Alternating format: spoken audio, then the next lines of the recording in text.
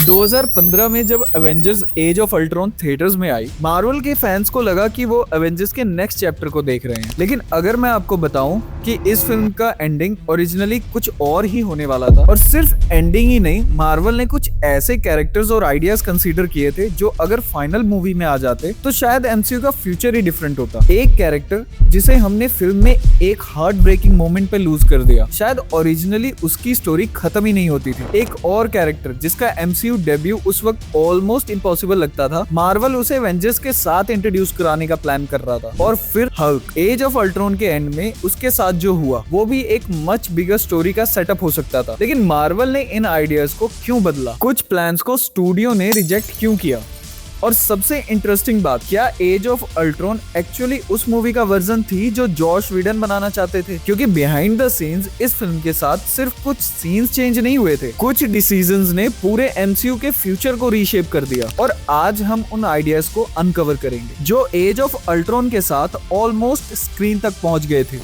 आज Avengers Age of Ultron को याद करते वक्त क्विक सिल्वर की डेथ ऑलमोस्ट ऑब्वियस लगती है। पिएट्रो हॉकाई और एक इंजर्ड चाइल्ड को बुलेट से बचाता है और खुद हिट हो जाता है। लेकिन इंटरेस्टिंगली जॉश व्हीडन का ओरिजिनल प्लान ये नहीं था, क्विक सिल्वर को सरवाइव कराना था। और इसका सबसे बड़ा प्रूफ ये है कि फिल्म के प्रोडक्शन के दौरान एक अल्टरनेट सीन एक्चुअली शूट किया गया था, जहाँ पिएट्रो को ब्रूस बैनर की रीजनरेशन टेक्नोलॉजी के थ्रू रिवाइव किया जाता। यानी फाइनल बैटल के बाद पिएट्रो के लिए स्टोरी खत्म नहीं होने वाली थी, वो नए एवेंजर्स के साथ खड़ा होने वाला था। और अगर ऐसा होता तो उसकी प्रेजेंस एज ऑफ अल्ट्रॉन के एंडिंग में डायरेक्टली फील होती। लेकिन व्हीडन ने इवेंचुअली पिएट्रो को मारने का डिसाइड किया। रीजन, व्हीडन को लगा कि ऑडियंस को जेन्युइनली शॉक करने के लिए किसी मेजर कैरेक्टर को सैक्रिफाइस करना जरूरी था, और क्विक सिल्वर परफेक्ट कैंडिडेट था। वो नया कैरेक्टर था, इसीलिए उसकी डेथ इमोशनल इंपैक्ट क्रिएट कर सकती थी, लेकिन एग्जिस्टिंग एवेंजर्स की फ्यूचर स्टोरीज को कंप्लीटली डिस्ट्रॉय नहीं करती। एक और इंटरेस्टिंग पॉसिबिलिटी भी थी, क्विक सिल्वर को किल करने का डिसीजन इवान पीटर्स के वर्जन से भी इनडायरेक्टली कनेक्टेड माना गया था। उसी पीरियड में फॉक्स की X-Men days of future past में इवान पीटर्स ने क्विक सिल्वर का much more memorable version play किया था, और व्हीडन को कंसर्न था कि एमसीयू का क्विक सिल्वर उस कंपैरिजन में ओवरशैडो हो सकता है। इसलिए पिएट्रो को परमानेंटली रिमूव करना स्टोरी के लिए भी यूजफुल था, और कैरेक्टर को इमीडिएटली एंड करने का एक बोल्ड वे भी। लेकिन आयरनी ये है, अगर पिएट्रो सर्वाइव करता तो एवेंजर्स का next generation lineup completely different होता, और इसी लाइनअप में दो और नेम्स ऑलमोस्ट एंटर करने वाले थे, कैप्टन मार्वल और स्पाइडरमैन। और अगर मार्वल ने उन दोनों को भी एज ऑफ अल्ट्रॉन के एंडिंग में इंट्रोड्यूस कर दिया होता तो जो एवेंजर्स टीम हमने सिविल वॉर में देखी, शायद वो टीम कभी एग्जिस्ट ही नहीं करती। क्विक सिल्वर के सरवाइव करने का प्लान ही सरप्राइजिंग था, लेकिन एज ऑफ अल्ट्रॉन का ओरिजिनल एंडिंग उससे भी ज्यादा क्रेजी थी, क्योंकि एवेंजर्स के नए लाइनअप में कैप्टन मार्वल भी अपीयर करने वाली थी। एक्चुअली फिल्म के फाइनल एवेंजर्स सीन में कैरोल डेनवर्स को इंट्रोड्यूस करने का प्लान था। मार्वल ने इस सीक्वेंस को शूट भी किया था, लेकिन कैप्टन मार्वल के कॉस्ट्यूम में एक्चुअल एक्ट्रेस की जगह स्टैंड इन यूज की गई थी। प्रॉब्लम ये थी कि केविन फाइगी को लगा ऑडियंस के लिए ये इंट्रोडक्शन बहुत सडन होगा। उस वक्त तक एमसीयू ऑडियंस कैरल डेनवर्स को जानती ही नहीं थी, और फाइगी नहीं चाहते थे कि एक completely unknown character suddenly full super hero costume में फ्लाई करके एवेंजर्स के बीच खड़ी हो जाए। उनका मानना था कि पहले ऑडियंस को पता होना चाहिए कैप्टन मार्वल है कौन, उसकी पावर्स कहां से आई, और वो एमसीयू में फिट कैसे होती है। इसलिए कैमियो रिमूव कर दिया गया। इंटरेस्टिंग पार्ट ये है कि शूट की गई फुटेज को कंप्लीटली वेस्ट भी नहीं किया गया, उसी शॉट को मॉडिफाई करके वांडा के इंट्रोडक्शन के लिए यूज किया गया। लेकिन जॉश व्हीडन सिर्फ कैप्टन मार्वल को इंट्रोड्यूस नहीं करना चाहते थे, उनका स्पाइडरमैन को भी नए एवेंजर्स के साथ दिखाने का आइडिया था। और टाइमिंग एक्चुअली इंटरेस्टिंग थी, क्योंकि सोनी और मार्वल के बीच स्पाइडरमैन को एमसीयू में लाने को लेकर डिस्कशन ऑलरेडी चल रहे थे, लेकिन उस वक्त तक लीगल और लाइसेंसिंग इश्यूज रिजॉल्व नहीं हुए थे। स्पाइडरमैन का MCU deal Age of Ultron complete होने के बाद फाइनलाइज हुआ, इसलिए व्हीडन का आइडिया प्रैक्टिकली पॉसिबल ही नहीं था। इमेजिन करो एज ऑफ अल्ट्रॉन के एंड में कैप्टन अमेरिका के सामने नए एवेंजर्स खड़े हैं, क्विक सिल्वर, कैप्टन मार्वल और स्पाइडरमैन। अगर ये सीन एक्चुअली फाइनल फिल्म में आ जाता तो एमसीयू का फ्यूचर हम एक जिस तरह जानते हैं शायद वैसा होता ही नहीं। लेकिन मूवी का सबसे कॉम्प्लिकेटेड चेंज एवेंजर्स के लाइनअप में नहीं था, वो ब्रूस बैनर और नताशा रोमानोफ के बीच था। एज ऑफ अल्ट्रॉन में ब्रूस बैनर और नताशा रोमानोफ के बीच जो रिलेशनशिप हमने देखी वो भी ओरिजिनली इसी फॉर्म में प्लान नहीं थी। जॉश विडन के अर्ली वर्जन में दोनों के बीच रोमांस का इमोशनल रेजोल्यूशन काफी पहले आ जाता। एक important moment farm house sequence में था। नताशा ब्रूस के सामने फीलिंग्स रिवील करती, लेकिन ब्रूस इनिशियली उस रिलेशनशिप को एक्सेप्ट ही नहीं करता। और इंटरेस्टिंगली विडन को ये ओरिजिनल वर्जन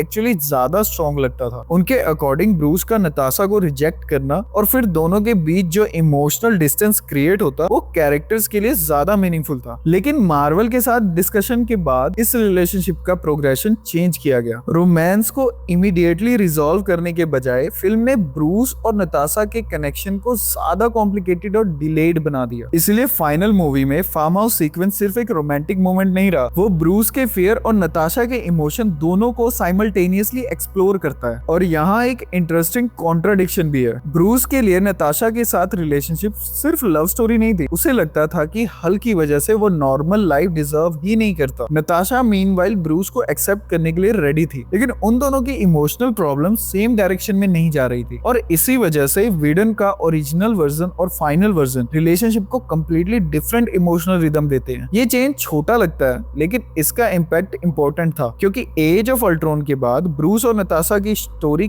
कभी प्रॉपरली कंटिन्यू नहीं हुई और ब्रूस की जर्नी इवेंचुअली एक कम्प्लीटली डिफरेंट डायरेक्शन में चली गई, स्पेस की तरफ। लेकिन ये प्लान नहीं था कि वो बस अर्थ से डिसअपीयर हो। ओरिजिनली ब्रूस बैनर को एज ऑफ अल्ट्रॉन के एंड में अर्थ से बहुत दूर जाना था, और अगर मार्वल ने वो ओरिजिनल एंडिंग रखी होती तो हल्क की नेक्स्ट स्टोरी शायद एमसीयू की सबसे अनएक्सपेक्टेड डायरेक्शन बन जाती। और अब आता है एज ऑफ अल्ट्रॉन का शायद सबसे बड़ा अल्टरनेट एंडिंग। जो हल्क हमने फिल्म के एंड में देखा वो क्वीन जेट लेकर अर्थ के एटमॉस्फेयर के आसपास ही रहता है, लेकिन जॉश विडन के ओरिजिनल प्लान में ब्रूस बैनर को अर्थ छोड़ देना होता है। क्वीन जेट सिर्फ एवेंजर्स फैसिलिटी से निकलकर कहीं डिसअपीयर नहीं होता। विडन का आइडिया था कि हल्क डीप स्पेस में चला जाए और स्टोरी यहाँ और इंटरेस्टिंग हो जाती है। ओरिजिनल कॉन्सेप्ट में हल्क का सिग्नल इवेंचुअली सैटर्न के पास डिटेक्ट किया जाता, यानी ब्रूस बैनर का नेक्स्ट चैप्टर अर्थ पर नहीं स्पेस में शुरू होता। और अगर आप हल्क कॉमिक्स जानते हैं तो आप समझ सकते हैं कि ये आइडिया कितना इंपॉर्टेंट था, क्योंकि ये डायरेक्टली प्लैनेट हल्क की डायरेक्शन में जा सकता था। ब्रूस को अर्थ से दूर भेजना और इवेंचुअली उसे एक एलियन वर्ल्ड पर फेंकना जहाँ हल्क एक कंप्लीटली डिफरेंट एनवायरनमेंट में सर्वाइव करे। ये बेसिकली वही फाउंडेशन होती जिसे बाद में मार्वल प्लैनेट हल्क की फेमस स्टोरी लाइन को अडेप्ट कर सकता था। लेकिन मार्वल स्टूडियोज उस वक्त प्लैनेट हल्क मूवी बनाना ही नहीं चाहता था। केविन फाइगी ने विडन को क्लियर कर दिया कि हल्क को स्पेस में भेजने के बाद मार्वल के पास उसके लिए इमीडिएट मूवी प्लान नहीं था, इसलिए विडन को अपना एंडिंग चेंज करना पड़ा। और आयरनी देखिए, कुछ साल बाद मार्वल ने एग्जैक्टली वही डायरेक्शन चूज की, लेकिन एक डिफरेंट मूवी के थ्रू। थॉर रैग्नारोक में हल्क फाइनली स्पेस में मिलता है, सकार पहुंचता है और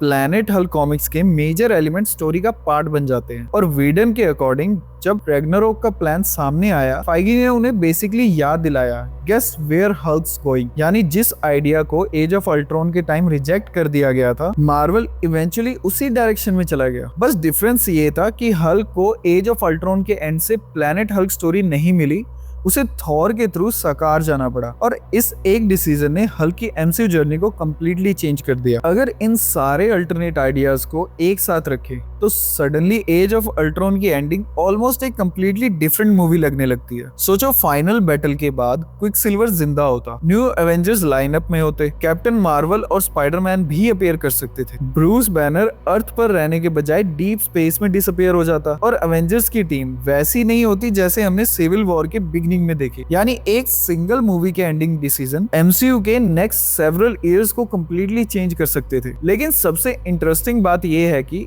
ये चेंजेस सिर्फ रैंडम डिलीटेड आइडियाज नहीं थे। मार्वल को उस वक्त ऑलरेडी डिसाइड करना था कि एमसीयू को नेक्स्ट फेज में किस डायरेक्शन में लेके जाना है। कैप्टन मार्वल को इंट्रोड्यूस करना, स्पाइडरमैन को ब्रिंग करना, हल्क को स्पेस में भेजना और क्विकसिल्वर को एवेंजर्स के साथ कंटिन्यू करना, हर डिसीजन का फ्यूचर कॉन्सिक्वेंसेस होता। और इसी वजह से फाइनल फिल्म ने एक रिलेटिवली डिफरेंट पाथ चूज किया। वांडा एवेंजर्स के साथ रह गई, विजन टीम का पार्ट बना, क्विकसिल्वर की स्टोरी वहीं खत्म हो गई। आयरनिकली जो आइडियाज एज ऑफ अल्ट्रॉन के टाइम रिजेक्ट या चेंज किए गए उनमें से कुछ को मार्वल ने बाद की फिल्म्स में इवेंचुअली यूज ही कर लिया। प्लेनेट हल्क इसका सबसे बड़ा एग्जांपल है। इसलिए एज ऑफ अल्ट्रॉन को देखते वक्त सिर्फ जो स्क्रीन पर है उसी के बारे में सोचना इंटरेस्टिंग नहीं, इंटरेस्टिंग ये है कि जो स्क्रीन पर नहीं था उसमें एमसीयू के फ्यूचर की कितनी पॉसिबिलिटीज छुपी हुई थी। और शायद इसी वजह से एज ऑफ अल्ट्रॉन मार्वल की उन फिल्म्स में से एक है जिसका अल्टरनेट वर्जन फैंस आज भी इमेजिन करते हैं। अब आप बताओ इनमें से कौन सा वर्जन आप सबसे ज्यादा देखना चाहते थे? क्विक सिल्वर सर्वाइविंग, स्पाइडरमैन और captain Marvel joining the Avengers, या हल्क का ओरिजिनल स्पेस जर्नी? कमेंट करो। और अगर ऐसी मूवीज दैट ऑलमोस्ट हैपेंड वाली स्टोरीज पसंद है तो लाइक करो और सब्सक्राइब जरूर करना। जैसा कि हम देख पा रहे हैं आप हमारी सभी वीडियोस को बहुत ज्यादा प्यार दे रहे हो, तो इसके लिए आपका दिल से थैंक यू। एंड प्लीज इस चैनल को सब्सक्राइब जरूर करना क्योंकि आप पसंद बहुत कर रहे हो बट सब्सक्राइब नहीं कर रहे हो। और हो सके तो अपने उन दोस्तों को जरूर शेयर करो जिनके साथ आप मार्वल्स की सभी मूवीज देखने जाते हो।